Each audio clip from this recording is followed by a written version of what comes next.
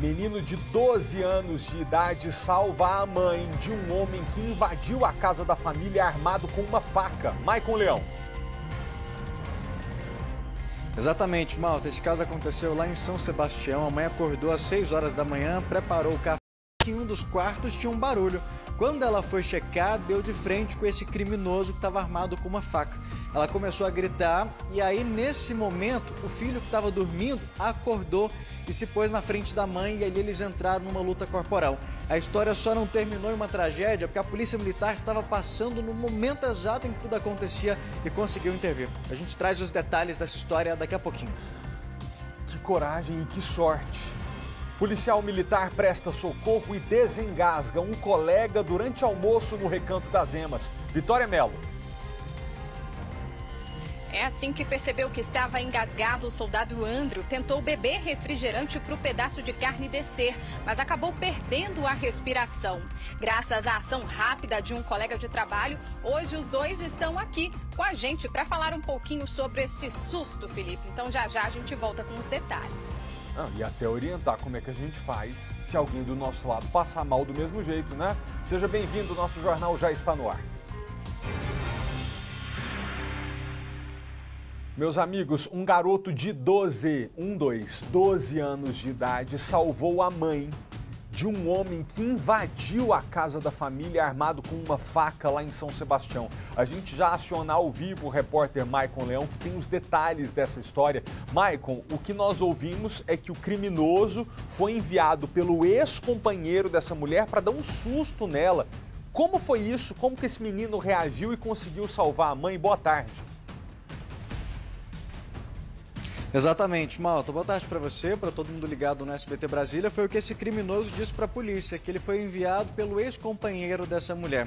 Ela disse que tudo aconteceu da seguinte forma: acordou às 6 horas da manhã, como faz sempre, preparou o café e quando estava tomando o café da manhã, ela ouviu o barulho em um dos quartos.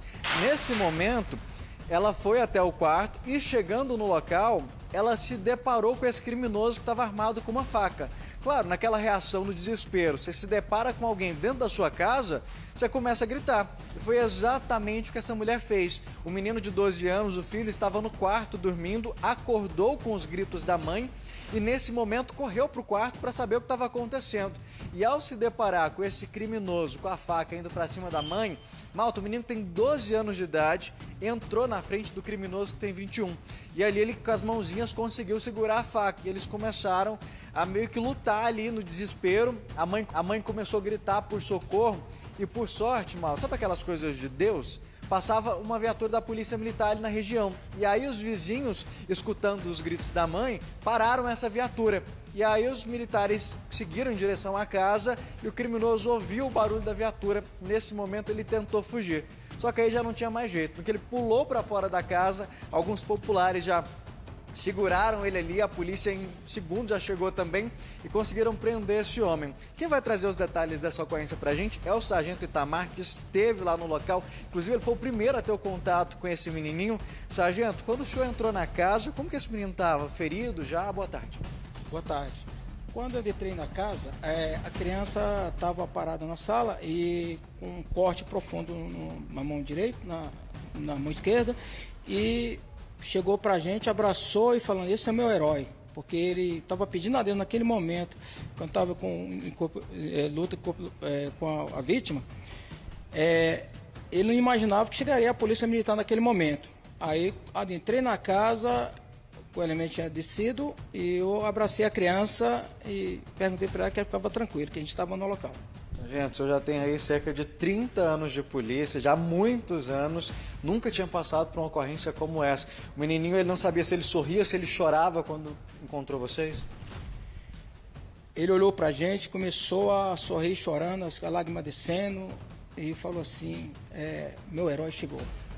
Foi uma emoção forte para mim, nossos companheiros ali. A gente não imaginava que 30 anos de serviço, nunca imaginei que eu ia passar por uma situação assim que tocava no meu coração. A gente é acostumado, a gente também somos seres humanos, policiais militares, mas a gente segura a situação.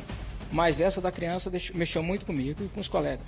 Malta, para a criança, a polícia militar foi o herói dele, e para a mãe, foi justamente esse menininho que foi o herói, que entrou ali no meio dessa situação e conseguiu evitar o pior. Para a polícia militar, o criminoso disse que tinha ido lá a mando de um ex-companheiro, sargento? Segundo a informação dele, quando nós abordamos eles e fizemos uma revista pessoal dele, ele falou que tinha sido mandado para dar um susto na mãe. Aí eu perguntei quem era a pessoa, ele falou que foi o ex-marido que tinha dado susto. Mandar dar um susto. Como é que a família ficou depois de toda essa situação? Porque logo cedo você já começa o dia com uma situação dessa, sargento? É difícil, né? Não é fácil não, porque a gente está preparado para tudo que vir, né? A gente não está aqui só para coisas boas, mas coisas ruins também, né? E quando a gente depara logo de manhã uma situação dessa que é muito difícil, não é fácil para a gente, tocou muito para a gente. Oi, Malta. Esse rapaz entrou armado na casa dessa mulher. O menino de 12 anos se antecipou e foi em direção ao bandido para defender a mãe. Então, duas perguntas. Acabou tendo mesmo a mão cortada porque foi em cima da faca que ele ia usar contra a mulher para poder defender a mãe? E dois, qual que é a gravidade desse ferimento? Foi um corte mais leve, um corte mais profundo? Esse menino está bem de saúde? Ô, sargento, o Malta está perguntando para a gente do estado de saúde desse menino e até mesmo a gravidade do ferimento. Eu queria que o senhor explicasse para a gente como que ele contou para o senhor que foi o momento lá da luta. O senhor estava me explicando que ele foi com a mãozinha na faca mesmo. Segundo a informação da criança, eu perguntei para ele, estava com ferimento profundo na mão do lado esquerdo, e eu perguntei para ele como é que foi. Aí ele falou assim que quando viu que o autor foi para cima da mãe dele, ele entrou na frente da mãe dele e segurou a faca, na lâmina da faca. Aí o autor puxou e feriu a mão da criança. Após isso que feriu a criança, a mãe começou a gritar e ele viu que a polícia estava chegando ali naquele local. Nós fechamos todas as entradas, os populares ali segurou ele e nós conseguimos ter êxito. Sargento, como é que o menininho está? Ele foi socorrido pelo corpo de bombeiros? Como é que foi a gravidade desse ferimento? Quando nós chegamos lá, a gravidade da situação que estava sangrando muito, nós pedimos ao bombeiro que chegasse no local para que passasse fazer os pequenos socorros. O bombeiro foi no local, olhou o ferimento, deslocou ele ao hospital para que passasse fazer a situação. Ele estava muito tenso, ele chorava e ele só se sentia assim seguro, abraçava a gente, falava assim, olha, são meus heróis. Aquilo deixou a gente sem chão. Não saiu da minha cabeça. Essa noite eu estava pensando, falei, meu Deus, obrigado, porque nós somos heróis, mas na verdade quem fez tudo isso foi a criança. A criança foi demais. Nunca vi uma coisa daquela. Sargento, obrigado pela participação do senhor aqui no SBT Brasília. Parabéns para essa criança, a gente torce, claro, que ela se recupere logo. Malta, é um herói, mas claro, fica aquele alerta de tudo. A gente não sabe qual a situação ali naquele momento, mas a orientação é sempre tentar evitar, nunca reagir à situação, mas claro, a gente não sabe o que passava ali naquela situação, o que poderia acontecer, né? Não tem nem como dizer nada, Maicon. Ele ia defender a mãe e a gente chama esse rapazinho aqui de herói. Que pena que é um herói por necessidade, por obrigação, se viu constrangido a ter uma atitude heróica porque quis defender a mãe de um covarde que foi pregar um susto nessa mulher amando do ex-marido. É isso que acontece quando homens covardes não aceitam o fim do relacionamento ou a decisão que uma mulher livre pode tomar. A gente termina com crianças de 12 anos de idade quase perdendo um membro, quase perdendo a mão, tendo que defender a mãe. Isso é inadmissível. Que bom que essa história não terminou pior. Obrigado, Maicon. Agradeço a Polícia Militar pela presença aqui ao vivo. Agora a gente vai ao vivo com a repórter Kátia Gomes. Enfermeiros de todo o país estão realizando hoje uma paralisação de 24 horas para protestar contra a suspensão do piso salarial. Vários profissionais das redes pública e privada de saúde estão concentrados agora ali na área central de Brasília. Kátia Gomes, já sabemos que há hospitais aqui do Distrito Federal da rede pública com dificuldade no atendimento nessa quarta-feira em função dessa paralisação que você acompanha agora. Boa tarde, Kátia. Oi, Malta, boa tarde para você, boa tarde para todo mundo. Pois é, a manifestação começou 8 horas da manhã, a concentração foi ali no Museu Nacional. Às 10 horas, os enfermeiros e também técnicos de enfermagens desceram pela esplanada dos ministérios. Eles passaram agora há pouco aqui em frente ao Supremo Tribunal Federal e eles estão seguindo agora de volta para se concentrarem ali na porta do Congresso Nacional, né? Essa manifestação, como você falou, deve durar 24 horas e eles estão reivindicando, Malta, porque depois de 30 anos de luta, eles finalmente conseguiram a aprovação de uma lei que define o piso da categoria. Só que o Supremo Tribunal Federal suspendeu esse piso temporariamente porque os empresários questionaram, falando que não tem condições de pagar esse piso mínimo tanto para enfermeiros como para técnicos de enfermagens. Então a categoria, claro, né, depois de 30 anos de luta, está desesperada e decidiu montar essa paralisação de 24 horas. Né, segundo informações que nós recebemos, 30% dos profissionais continuam trabalhando para atender aquele atendimento mínimo. O resto da categoria está manifestando em todo o país. Eu vou conversar agora, Malta, com o Jorge Henrique de Souza, que é presidente em exercício do Sindicato de Enfermeiros, justamente para falar sobre essa manifestação, essa paralisação. Como eu disse, né, era uma reivindicação antiga de enfermeiros e técnicos de enfermagem e agora o Supremo Tribunal Federal decidiu suspender temporariamente. Como é que a categoria está se sentindo?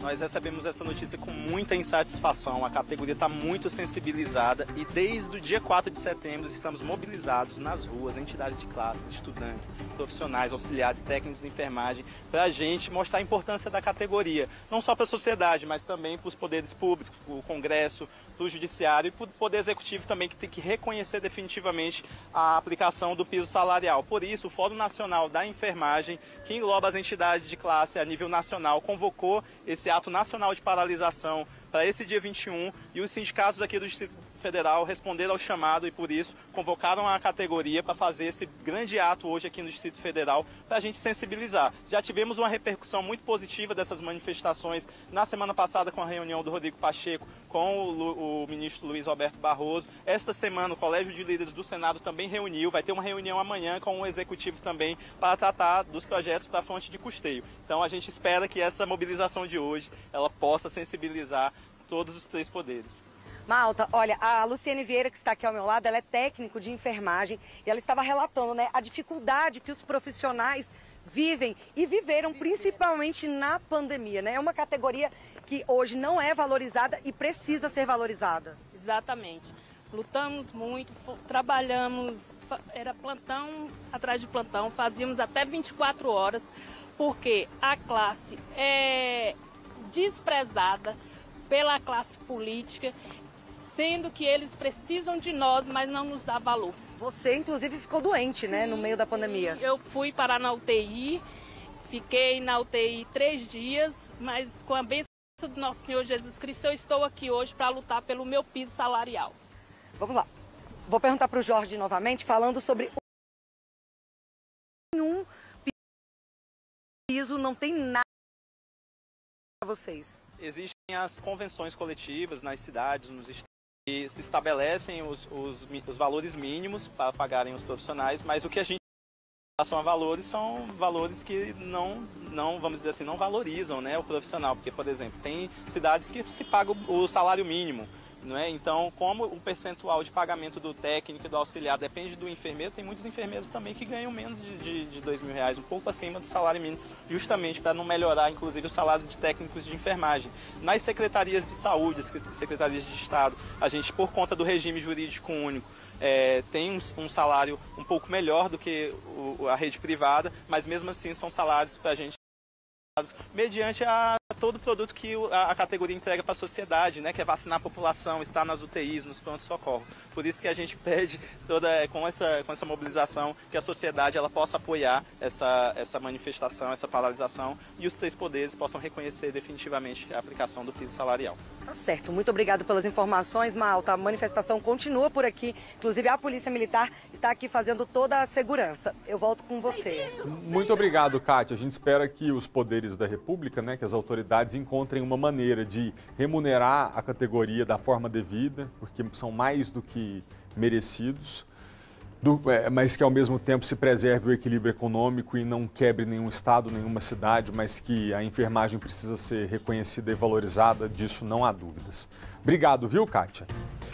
Agora você vai ver comigo uma história quase comum. Seria comum se um PM tivesse desengasgado um bebê. Acontece quase sempre.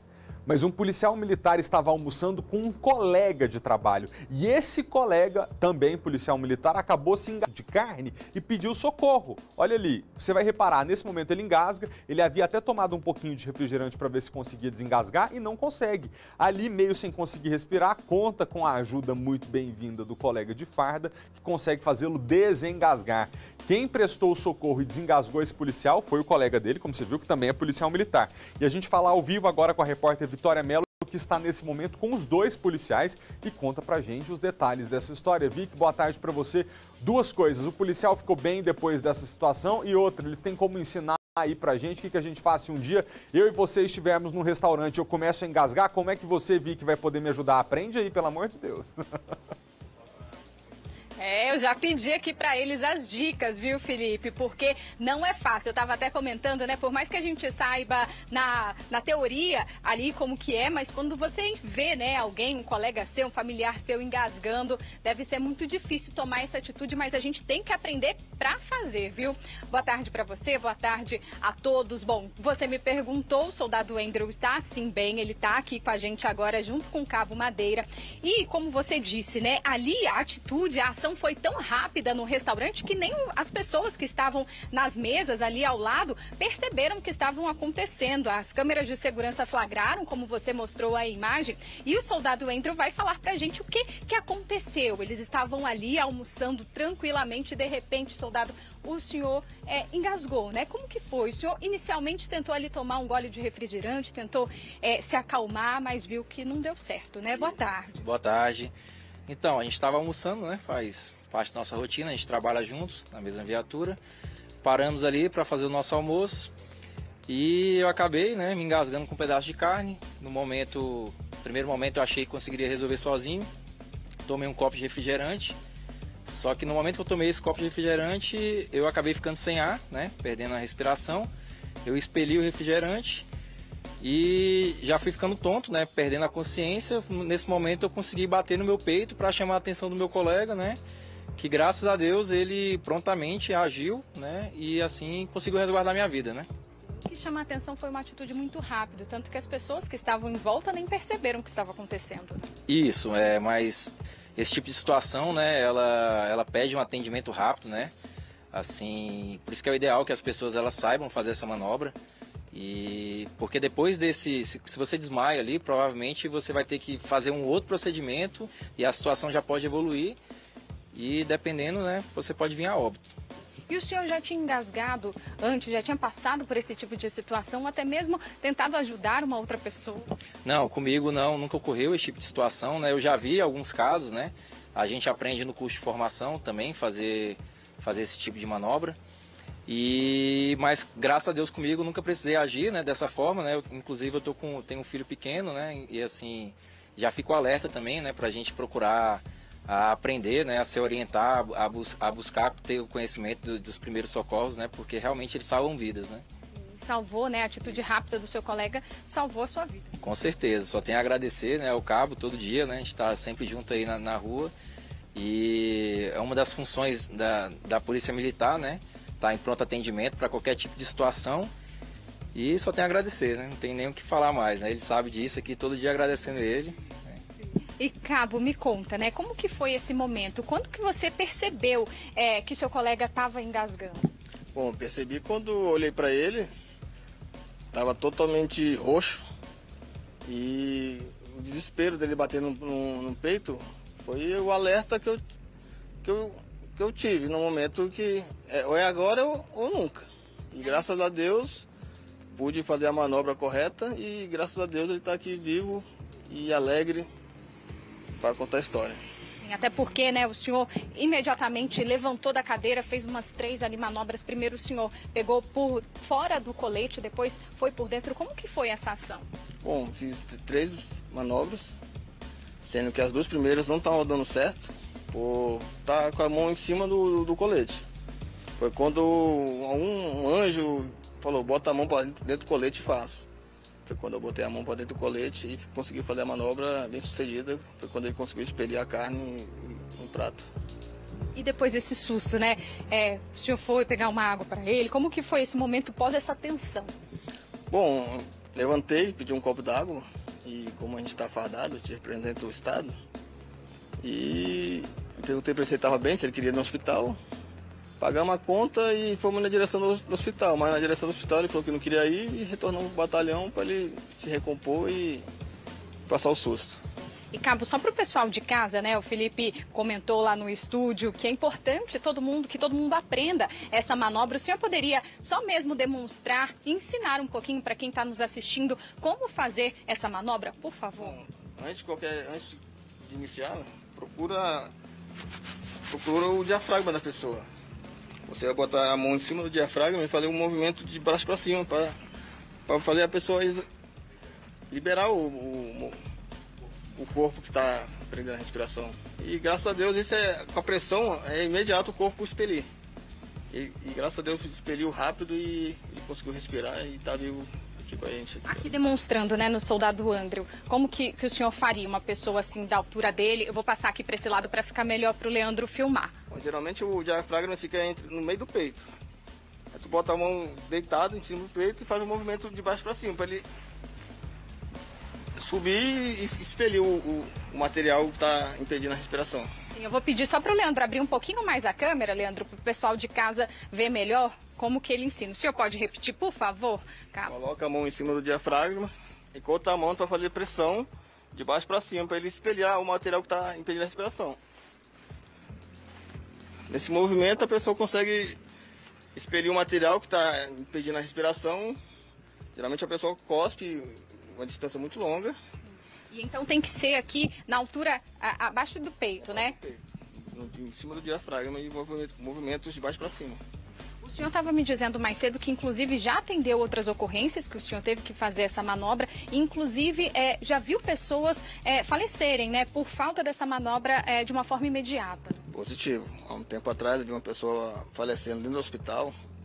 Foi quando eu fui pedir fui me especializar, porque depois que eu vi essa pessoa falecendo e consequentemente eu me especializei.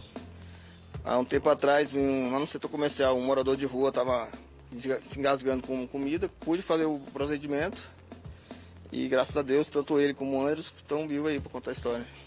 Muito obrigada, parabéns, Cabo, pela atitude, obrigada, soldado, pela participação.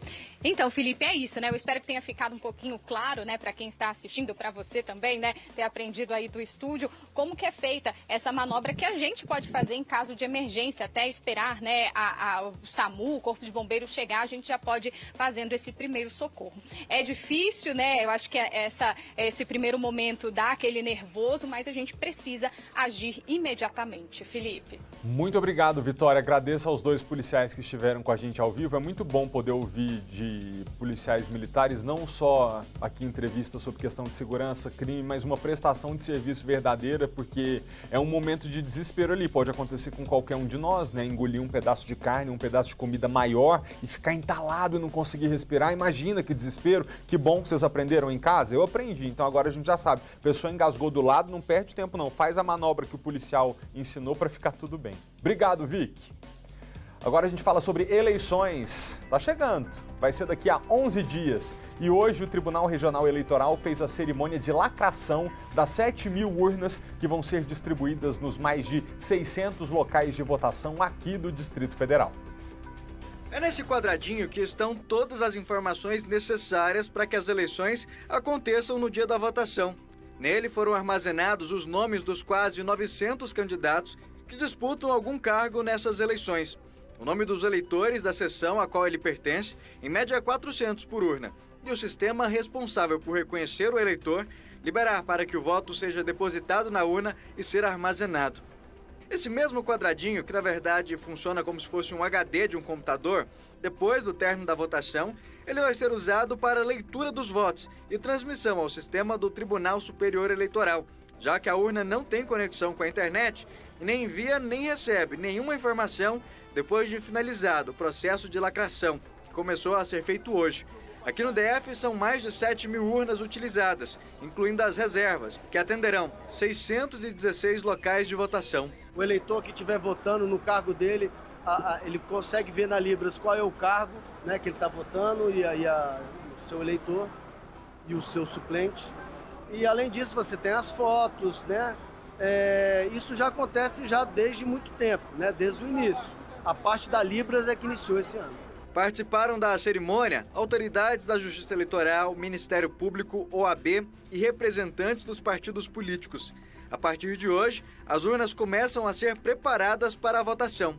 Depois de inserida a mídia com o sistema, a urna tem todos os seus compartimentos lacrados e vistoriados. Todas estão testadas, conferidas, preparadas para o dia das eleições. Não teremos problemas. E se tivermos, eventualmente, alguma urna com defeito, imediatamente a Justiça Eleitoral fará a substituição por outra urna. Esse modelo de urna eletrônica, a maioria dos brasileiros já conhece. Ele nos acompanha há décadas, ajudando os cidadãos nas escolhas dos seus representantes. Mas esse ano, os eleitores de algumas zonas eleitorais serão apresentados ao novo modelo da urna eletrônica. O design é diferente, mas o padrão de votação e segurança, esses são os mesmos do modelo anterior. 11 zonas eleitorais do Distrito Federal vão usar esse modelo novo da urna eletrônica, o modelo 2020. A Justiça Eleitoral, a cada 10 anos, vai substituindo as suas urnas, né, os seus equipamentos. Vão ficando obsoletos, as peças vão ficando danificadas e você acaba não achando mais peça para fazer a substituição e a gente vai evoluindo. Então, hoje o modelo mais novo é 2020, mas ainda temos no mercado a urna 2009, 10, 11, 13 e 15 que estão em pleno funcionamento. A segurança também é uma das preocupações da Justiça Eleitoral. Depois do processo de lacração, as urnas serão escoltadas por policiais militares até os locais de votação. No domingo, vão ser 12 mil PMs empenhados para garantir a legitimidade do processo. As forças de segurança estão preparadas, os agentes da Corregedoria estão treinados, todos para assegurar o direito sagrado de voto. É crime eleitoral embaraçar, impedir o eleitor em condições legais que possa comparecer para exercer o seu direito, ser impedido, ser embaraçado. O Distrito Federal vai dar o exemplo de segurança e a população pode ficar tranquila que não teremos problemas no dia das eleições. Muito bem, como eu mencionei, daqui a 11 dias a gente tem esse momento emblemático da democracia em que cada pessoa tem direito a um voto, esses votos somados dão resultado. Tem gente que ainda não sabe em quem votar, né? Mas dá tempo de decidir. E muitas pessoas também não sabem que já existe a candidatura coletiva. Sabe o que é? O repórter Felipe Barcelos explica pra gente. Encontrar alguém que já tenha ouvido falar nisso é difícil. Candidatura coletiva? Ai, não sei, moço. Faz a menor ideia. Tem gente que até se arrisca a dizer o que pode ser uma candidatura coletiva. Acredito que seja uma candidatura de várias pessoas para um mesmo objetivo. Várias pessoas candidatando para uma mesma vaga. E é por aí mesmo. Os grupos que optam por disputar uma vaga dessa maneira prometem praticar o chamado mandato coletivo, com decisões compartilhadas por um grupo. Candidaturas coletivas ganharam bastante força a partir de alguns setores minoritários, que, veja bem, não são necessariamente minoritários na sociedade, mas em termos de força e expressividade política, ainda são setores minoritários, como, por exemplo, grupos LGBTQIA+, candidaturas femininas, enfim. Neste ano, 213 candidaturas coletivas foram registradas na Justiça Eleitoral em todo o país. No DF, são 6. Todas elas para a Câmara Federal. Especialistas avaliam que a dinâmica do modelo é construir colaborativamente as pautas que serão defendidas durante o mandato. Essas candidaturas coletivas, elas comumente expressam a força em torno de algumas pautas específicas. Por exemplo, a pauta das mulheres, que tem ali as demandas por direitos específicos, que acabam utilizando desse recurso para poder demonstrar força perante as urnas e força também posteriormente do ponto de vista legislativo, mas até mesmo acompanhamos candidaturas coletivas, por exemplo, de conjunto de militares nessas eleições, disputando sob esse formato. Apesar de ser considerado um fenômeno social e político que tem ganhado cada vez mais espaço durante os pleitos eleitorais, as candidaturas coletivas não existem formalmente. Ainda não há nenhum respaldo jurídico, nenhum respaldo legal que garanta a existência dessas chamadas bancadas. Apesar de não existir formalmente, a candidatura não é ilegal. Prova disso é que o TSE atualizou em dezembro do ano passado uma resolução que trata do assunto. O texto admite que as candidaturas possam ser divulgadas em grupo ou coletivo e que sejam compostas por qualquer número de pessoas. O nome da composição, inclusive, poderá constar na urna eletrônica. Mas especialistas reforçam que, em caso de eleição, apenas uma pessoa da chapa será nomeada no cargo. O que acontece, na verdade, é que você está a eleger um deputado e os demais são assessores que são muito comprometidos com o mandato, mas ainda figuram na condição de assessores. O que acontece se o candidato desistir? Se o titular do mandato renunciar ao cargo, vai para o próximo suplente. E para nenhum outro co-deputado, co-deputada, co-vereador ou co-vereadora. Apesar de ter ganhado espaço, nenhuma candidatura desse modelo conseguiu ser eleita para um cargo de deputado ou senador. Pelo menos não até o próximo dia 2 de outubro.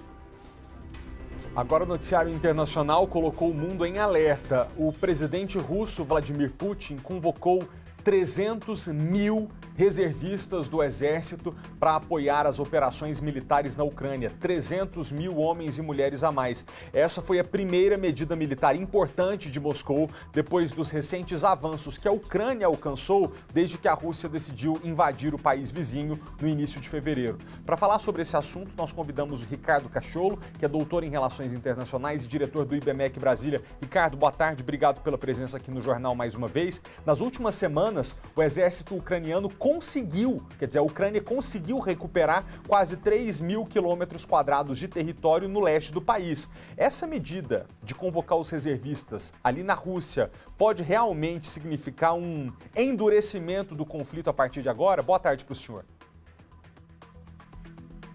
Boa tarde, Felipe. Boa tarde a todos.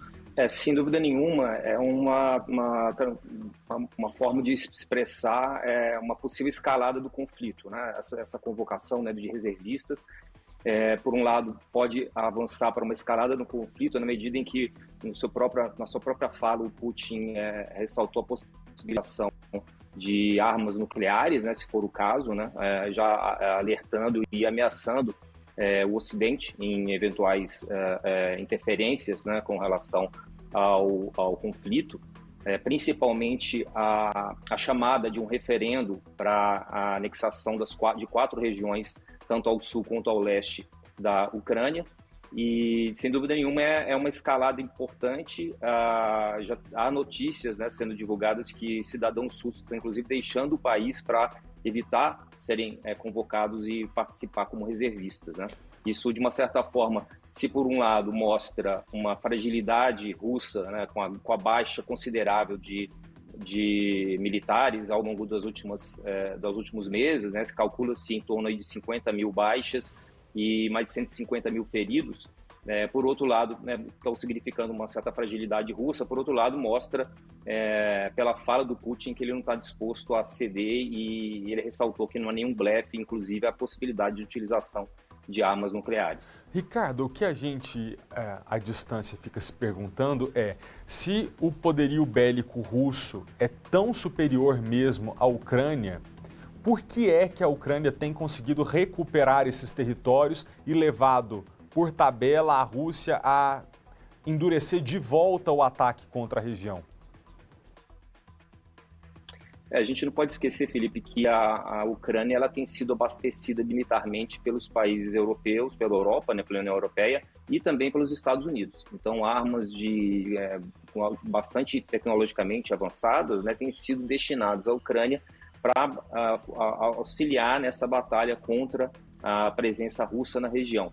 E há, né, a gente pode imaginar que, inclusive, os próprios europeus e americanos estão também manuseando esses equipamentos, né? Isso que a gente tem escutado aí a partir de da verificação de notícias internacionais. Então, de fato, no primeiro momento imaginava-se que a Ucrânia não teria grande capacidade de resistência, mas os cidadãos ucranianos têm sido muito valentes, mas também, obviamente, auxiliados por envio dessa capacidade militar, dessas armas, né, muito desenvolvidas por parte tanto dos Estados Unidos quanto da União Europeia. Ô Ricardo, você mencionou 50 mil mortes nas tropas russas, 150 mil militares feridos. Para a gente dar uma perspectiva aqui para as pessoas que nos acompanham aqui no Distrito Federal, essa convocação mais recente do presidente russo de 300 mil reservistas é como se a gente estivesse chamando uma Taguatinga e meia para a guerra. Em números redondos, Taguatinga tem mais ou menos 200 mil habitantes, 220 mil. Pega Taguatinga, pega metade de Taguatinga, toda essa população sendo colocada no campo de batalha. Ou seja, a Rússia até subestimou a capacidade da Ucrânia de reagir, mas nesse momento a gente e o planeta é que não pode subestimar a capacidade russa de reagir outra vez. Sem dúvida nenhuma, né? Há notícias de que essas pessoas que estão sendo convocadas, elas não obviamente, de um momento para o outro, você convocar 300 mil reservistas, a notícia de que, em verdade, eles não são reservistas, não têm capacidade de treinamento, não fizeram qualquer tipo de treinamento. Então, por exemplo, já saiu no noticiário internacional de que eles estão buscando, inclusive, pessoas dentro das prisões, pessoas já com uma idade um pouco mais avançada, né? Não, então, buscando jovens para poder lutar nessa guerra dentro da Ucrânia.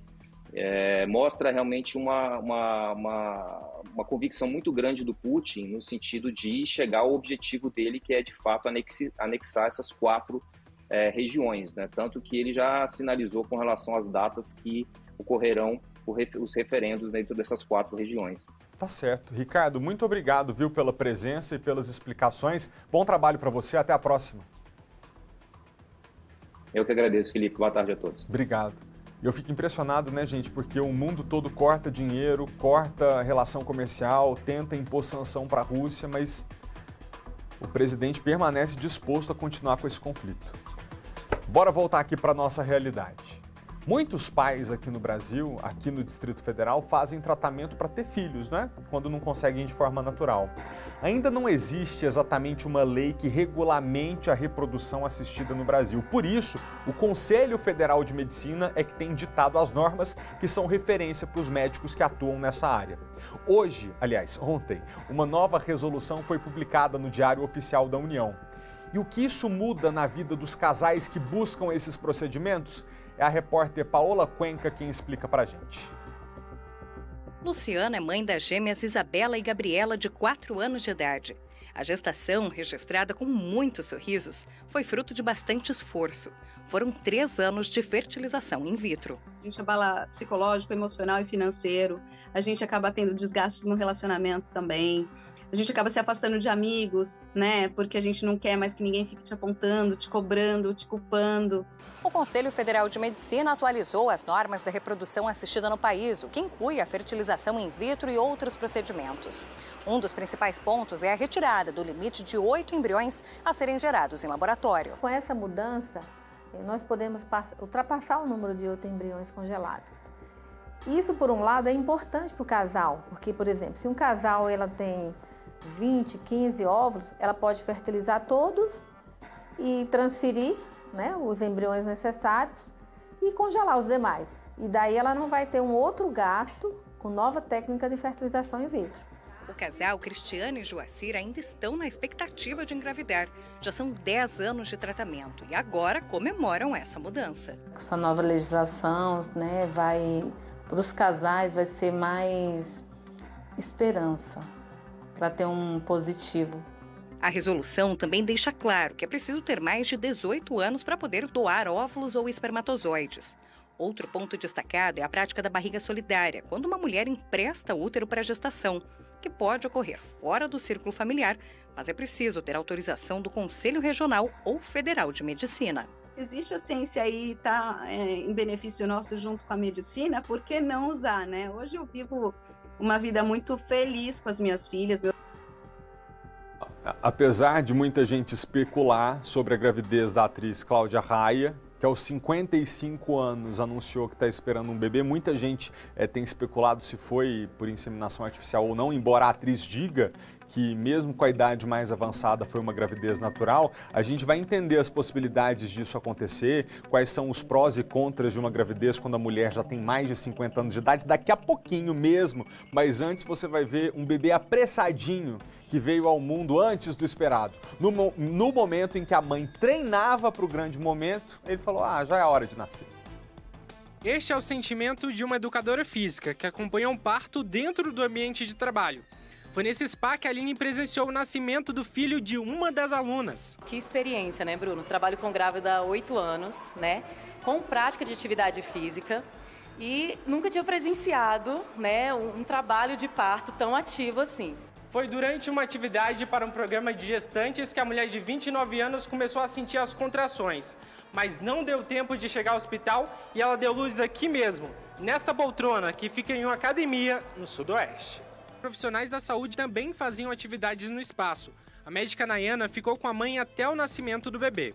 Eu estava tendo uma contração bem vigorosa e já muito característica da fase expulsiva, do período expulsivo do trabalho de parto. Eu já pensei que não ia dar tempo mesmo, que ia ter que providenciar para ela ter as mínimas condições aqui de ter um parto bonito, né? Como todo mundo merece ter. No fim, tudo deu certo. Os bombeiros chegaram logo para prestar os primeiros socorros. Foi inesperado, mas foi muito bom, foi um privilégio mesmo. Eu estou muito satisfeita de ter conseguido fazer o que tinha que ser feito, de dar um pouquinho de conforto, privacidade para ela. A gente vai fazer uma rápida pausa. Na volta do break, a gravidez de Cláudia Raia aos 55 anos. A gente vai entender tudo a respeito ouvindo um especialista. A gente volta já. A gente falou há pouco de gravidez, de fertilização in vitro, muito bem, ainda nesse assunto, ou quase lá, porque ela alega que é natural. A gravidez da atriz Cláudia Raia surpreendeu muita gente. Aos 55 anos, ela está grávida do primeiro filho do casamento com o também ator Jarbas Homem de Melo, de 53. Ela já é mãe de Enzo Celulari, de 25 anos, e Sofia Raia, de 19. A atriz anunciou a novidade pelas redes sociais. Vamos ver. Quando a médica me pediu um beta, um exame de sangue de gravidez, eu falei, amor, você tá bem louca. De onde que você tirou isso? Eu tenho 55 anos de idade. Ela falou, mas eu preciso investigar porque todas as suas taxas estão diferentes, estão estranhas. Eu falei, bom, lá vai ela. Aí fiz o teste. Grávida, mais de 3 semanas. Eu falei, tá errado. Não pode ser. Não, gente, eu tenho 55 anos, olhei pra cima e falei com Deus. Tenho 55 anos, vocês querem me enlouquecer? Não é assim a vida. Aí eu falei, meu Deus do céu, eu tô grávida. Como é que aconteceu isso? Eu precisava dividir isso com vocês. Como é que foi o processo, entendeu? Por que aconteceu isso? O anúncio chamou a atenção de muita gente pela idade da atriz, né? E por isso a gente conversa agora com a especialista em reprodução humana, Lohane Rabelo, que vai tirar as nossas dúvidas sobre essa gravidez. Doutora, muito bem-vinda. Na idade da Cláudia Raia, que é de 55 anos, realmente as chances de se engravidar, naturalmente, são menores do que uma mulher mais jovem, mas aparentemente não impossível, né? A repercussão do caso já mostra a excepcionalidade da situação. Impossível, realmente, de fato, não é, mas é realmente uma exceção, é muito raro. Como funciona, doutora, a partir de... Isso significa que, mesmo a mulher a partir de 45, 48 anos, por exemplo, se ela ainda não está vivendo a menopausa e tem uma vida sexual ativa, a possibilidade de gravidez é real, mas a senhora chegaria a dizer que é remota? Sim, aos 45 anos nós temos cerca de 3% de chance de gravidez natural. Em mulheres que ciclam, que têm o ciclo menstrual regular ali, que estão ovulando. A possibilidade de obter uma gestação está intimamente ligada com a idade do óvulo. Esse é o nosso principal desafio, mesmo nos tratamentos na reprodução humana. Então, a qualidade do óvulo que vai dizer sobre a possibilidade de conseguir uma gestação, riscos de aborto, risco de síndrome. Então, com o passar do tempo, vai diminuindo a probabilidade de obter uma gestação natural e, mais ainda, de que ela evolua tranquilamente. Quer dizer, mas aí, para saber a qualidade do óvulo, a mulher que tem ali 45, 50 ou 55 anos não está pesquisando, já é mãe, não tem filho, só vai descobrir isso quando se deparar mesmo com a notícia da gravidez. Exatamente, nós não temos estudos populacionais, mas não exames para serem feitos para descobrir a qualidade do óvulo. Só quantitativo, só quantidade que nós conseguimos mensurar. Rapidinho, o que a senhora recomenda para uma gravidez de uma mulher de 55 anos de idade? Os cuidados são diferentes da mulher que engravida um pouco mais jovem? Com certeza. A palavra-chave é planejamento, né, Felipe? Nós sabemos que é um fenômeno global, que as mulheres estão engravidando cada vez mais tarde, por motivos pessoais, profissionais, econômicos. Então, é muito importante realizar um planejamento e que a pessoa tenha saúde em dia, realize atividade física, se alimente bem, tenha um peso bom, para serem reduzidos os riscos aí gestacionais, tanto para a mãe, que nós sabemos que incide muito mais nessa idade, um risco de pré-eclâmpsia, né, de hipertensão na gestação, diabetes, risco de restrição de crescimento fetal, parto prematuro.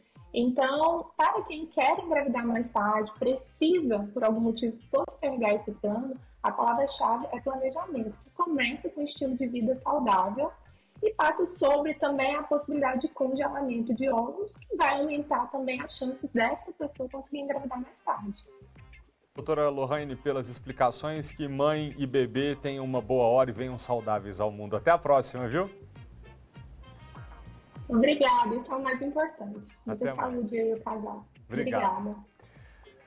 Gente, ontem nós mostramos aqui no jornal que o ex-secretário do governo Arruda e delator do esquema da Caixa de Pandora, Durval Barbosa, foi esfaqueado dentro do apartamento dele, na 114 Sul, durante uma briga com a esposa. Tá lembrado? A gente fala agora outra vez com a repórter Vitória Mello, porque tem algumas novidades sobre esse caso. Vicky, boa tarde para você. Qual foi o resultado da audiência de custódia da esposa, que naquele primeiro momento liga para a polícia, depois diz que agiu em legítima defesa, depois é levada custodiada mesmo assim? O que aconteceu com ela? Felipe, a justiça, converteu a prisão em flagrante em preventiva, ou seja, por tempo indeterminado. A Fernanda Barbosa, de 26 anos, ela foi presa após esfaquear o marido, como você disse, Durval Barbosa, de 70 anos, no apartamento do casal lá na 114 Sul. Para a polícia militar, ela alegou ali legítima defesa, disse que estava se defendendo das agressões do marido, mas a juíza de audiência de custódia, ela entendeu que não há elementos que comprovem a tese de legítima defesa. Além disso, o crime de tentativa de homicídio é um crime grave e que Fernanda coloca em risco a ordem pública. Na segunda-feira, a mãe da Fernanda chegou a falar com a imprensa na porta da delegacia e disse que a filha faz tratamentos psiquiátricos, que ela estaria grávida de gêmeos, e em abril teria perdido os 2 bebês. Então, ela estava sofrendo com uma depressão pós-parto e esses problemas psiquiátricos foram aumentando, inclusive ela já faz uso de medicamentos controlados. Bom, o delegado responsável por essa investigação lá da primeira delegacia de polícia da Asa Sul, ele informou que vai pedir um exame de insanidade mental para Fernanda, mas que aguarda agora a autorização da justiça para que esse procedimento seja feito. Enquanto isso, a Fernanda segue presa. Ontem ela passou por audiência de custódia e a prisão em flagrante foi convertida em prisão preventiva, ou seja, por tempo indeterminado. Felipe. Muito obrigado, Vicky. O corpo do homem que desapareceu no Lago Paranoá depois de um passeio de lancha no último sábado foi encontrado durante a tarde de ontem pelos bombeiros. Foi no início da tarde desta terça-feira que o corpo de Henrique da Silva, de 32 anos, foi localizado pela equipe de resgate. De acordo com o Corpo de Bombeiros, as equipes retomaram as buscas por volta das 6h30 da manhã. O corpo de Henrique foi localizado a 10 metros de profundidade e a 200 da margem onde nós estamos. E só foi possível ser localizado porque a equipe estava usando o equipamento que captura imagens do fundo do lago. O aparelho ele é arrastado por um cabo, e nisso ele vai produzindo imagens do fundo do lago. Então, de acordo com a forma das imagens, então tem como a gente perceber do que se trata. Henrique da Silva estava com a família e os amigos em um passeio de lancha no último sábado.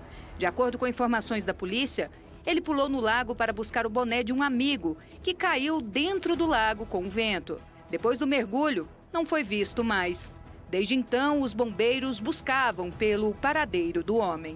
Infelizmente, não foi possível localizar a vítima com vida, porém a família vai poder dar um enterro digno para a vítima, né? Ainda sobre esse caso, a gente fala agora ao vivo com o repórter Maicon Leão, que está com o Corpo de Bombeiros, para explicar como foram esses dias de buscas. Maicon, é com você.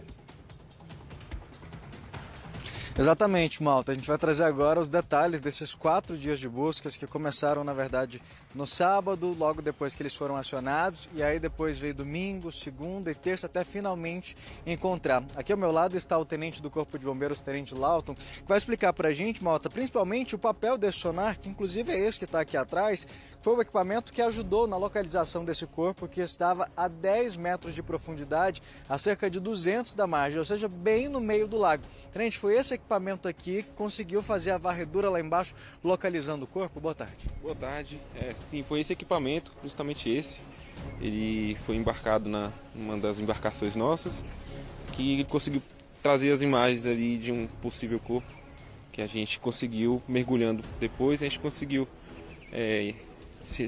buscar esse corpo. Ele serve para dar um reforço. Enquanto os mergulhadores estão, por exemplo, vasculhando um quadrante, ele já está à frente, fazendo essa varredura de outra área. Exatamente, era isso que estava acontecendo. Nós tínhamos uma dupla de mergulhadores fazendo a busca em quadrantes determinados, né? Enquanto que o militar com esse equipamento, ele estava batendo outra área. Era uma área que tinha sido demarcada por cães nas proximidades. A gente achou interessante fazer a varredura desse local com equipamento, e foi nesse aí que a gente encontrou. Tenente, o Edilson está mostrando para a gente ali, na lateral dele, são câmeras que nas telinhas do computador que a gente tem ali, dão uma imagem lá do fundo da água, do lago? Isso, esse é um sonar de varredura lateral. Ele possui esses sensores nas laterais, tanto nesse lado quanto do outro lado. Esse equipamento ele vai submerso, ele fica a uma profundidade cerca de 1,5 m, 2 metros do fundo do lago. Ele vai sendo rebocado, tá vendo essa fiação, ela passa ela liga com o computador que está embarcado, e o militar, através dos equipamentos, ele tem um monitor, ele consegue ver as imagens que capta, captadas pelo sonar. Eu estava dizendo pra gente que o sonar foi utilizado em uma área indicada pelos cães. Malta, a gente até chegou a falar na segunda-feira justamente desse trabalho desses cães que estavam na frente de uma das embarcações e que eles iam seguindo junto com os militares, e quando eles sentem o cheiro de alguma coisa da própria embarcação, eles indicam aquele local. Foi isso que aconteceu? Isso, os cães eles trabalham pelo venteio, né? Eles captam um cone de odor que é emitido pelo corpo, e através disso a gente começa a atuar num raio, né? Porque tem muitas coisas que influenciam também para que, por exemplo, pode ser que o odor saia num canto, mas o vento possa direcionar esse odor para um canto. Por isso que a gente não pode afirmar que foi justamente no ponto onde o cão indicou. A gente tem que fazer um raio, fazer uma busca no raio onde o cão alertou, né? Por isso que aí a gente resolveu fazer essa averiguação com o sonar.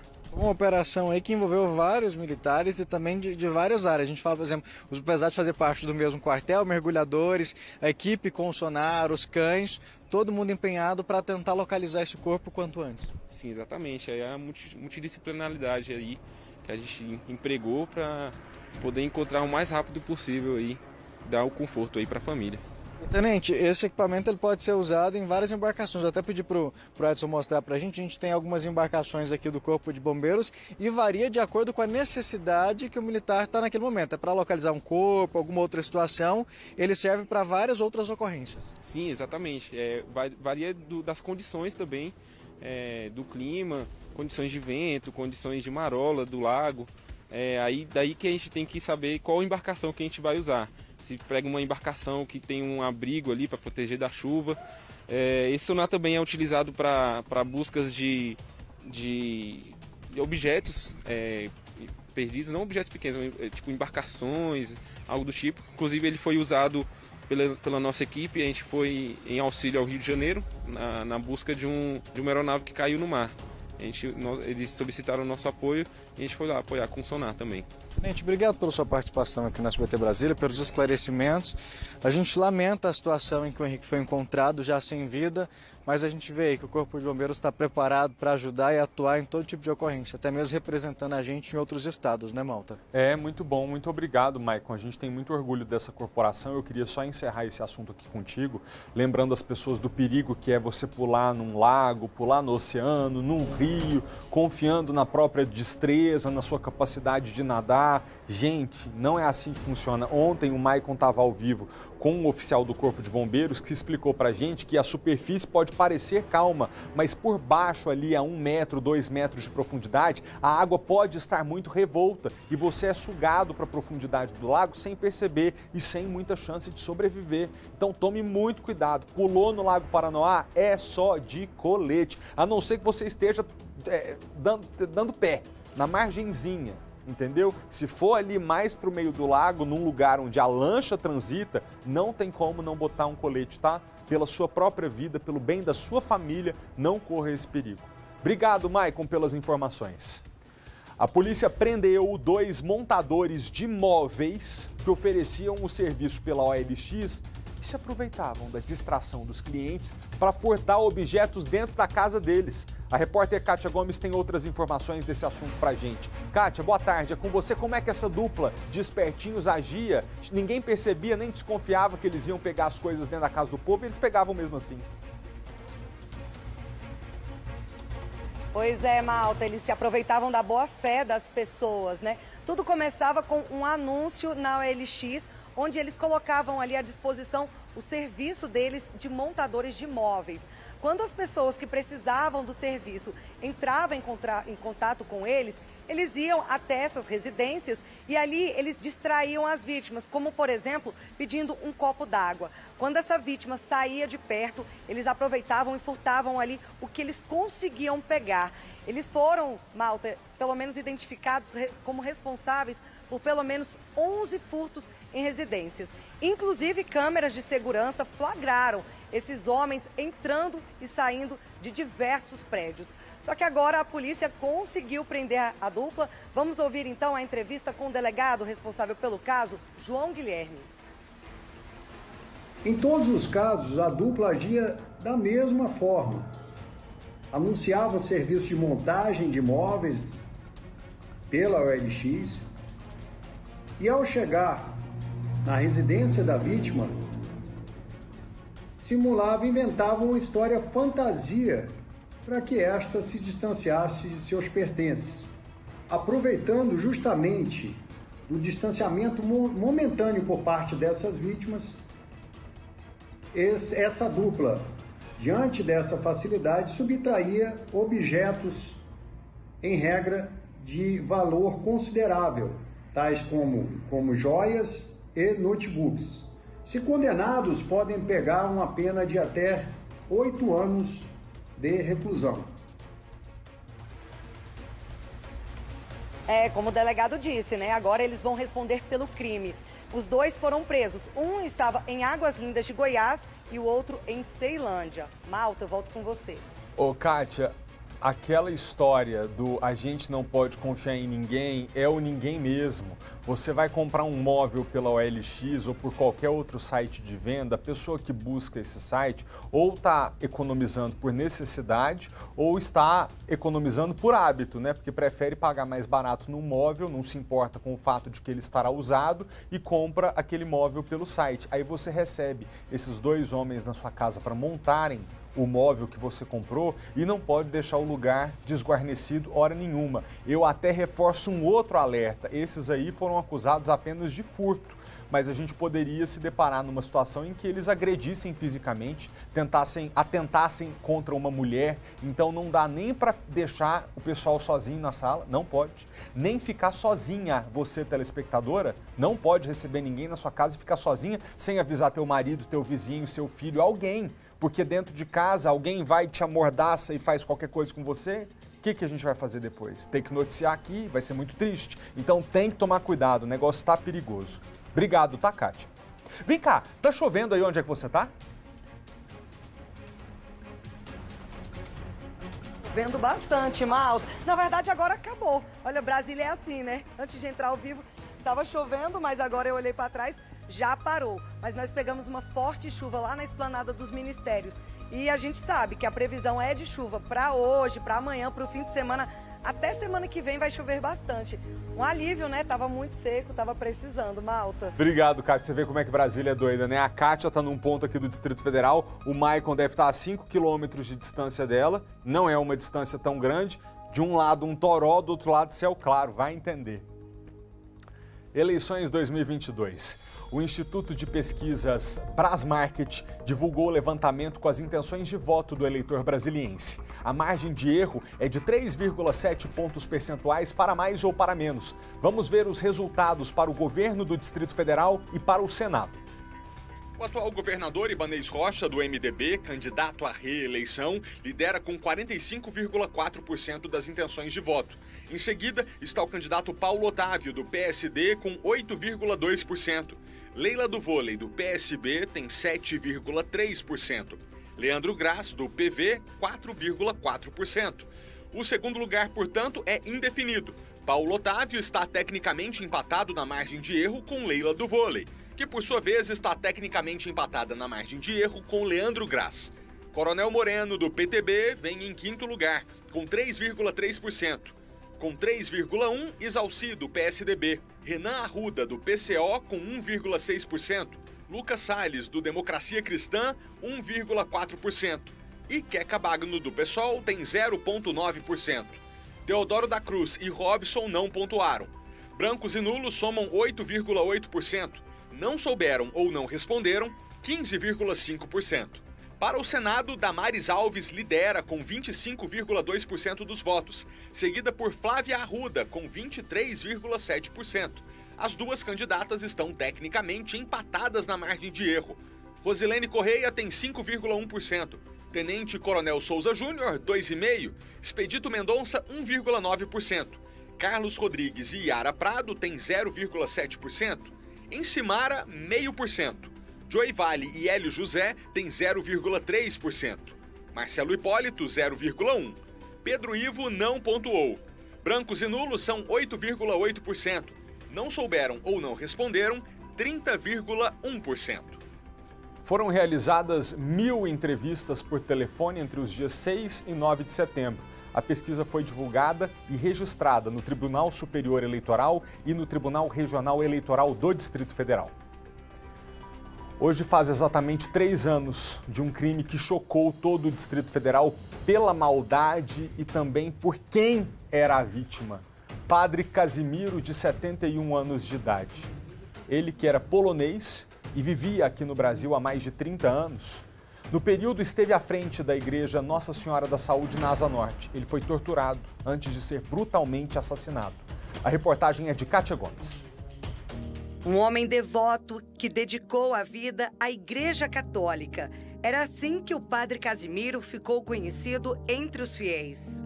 O Padre Casimiro ele foi marcado aqui nessa paróquia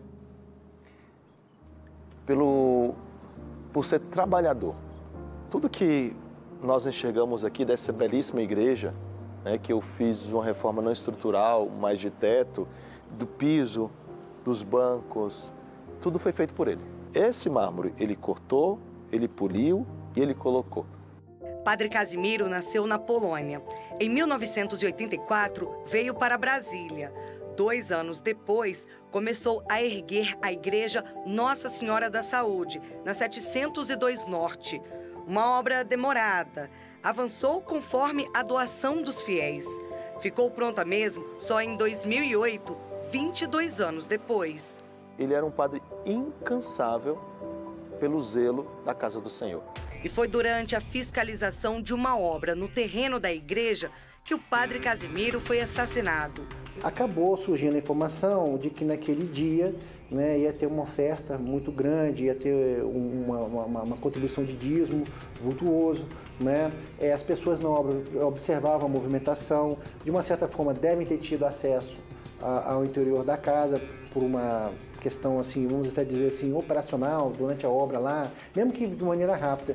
E no interior da casa tinha muitos objetos de valores. No dia 21 de setembro de 2019, Casimiro foi encontrado com as mãos e os pés amarrados. Um arame estava enrolado ao pescoço. As investigações apontaram que o padre foi torturado até a morte por 3 homens e um adolescente. Um funcionário da paróquia foi agredido e também feito refém, mas teve a vida poupada. Os criminosos fugiram, levando celulares, televisão, uma corrente e um anel de ouro, além de garrafas de bebida. As imagens das câmeras de segurança ajudaram a polícia a traçar o trajeto feito pelos assassinos. Eles saíram da igreja, seguiram até a rodoviária do Plano Piloto e foram para Valparaíso de Goiás. Essa imagem exclusiva mostra os criminosos dentro do ônibus. Os 3 homens foram encontrados e presos dias depois do latrocínio. Alessandro de Anchieta Silva, que na época tinha 19 anos, Antônio William Almeida Santos, de 32, e Daniel Souza da Cruz, de 29 anos. O adolescente que participou do homicídio foi apreendido em dezembro de 2019. Daniel e Alessandro foram condenados a 33 anos de prisão. Antônio, apontado como mentor intelectual do crime, a 36. O menor deve ficar detido no máximo 3 anos. Deus ajudou demais a gente, porque todas as diligências que nós realizamos, elas foram exitosas. Tudo que nós tentamos fazer, toda a parte pericial, a parte do Instituto de Medicina Legal, a parte do UI, não é? Tudo foi dando confronto positivo. Isso também permitiu que a gente agisse dentro da extrema legalidade. O assassinato do padre teve repercussão internacional e o governo do DF decretou luto de 3 dias.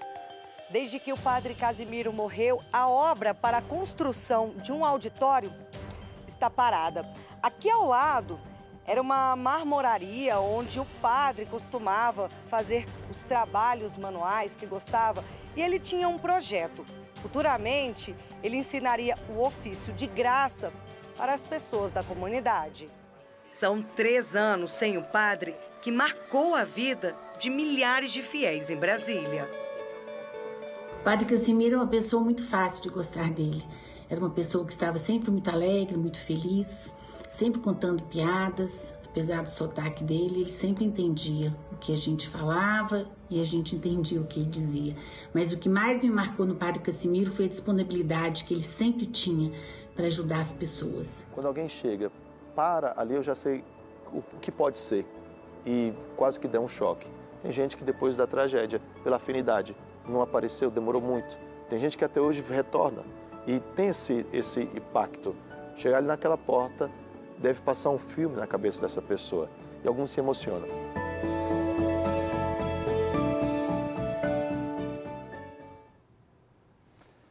Muito bom a gente aproveitar essa excelente audiência para te avisar que estão acabando as inscrições para esse convite que eu vou fazer agora. Eu tenho um convite para você.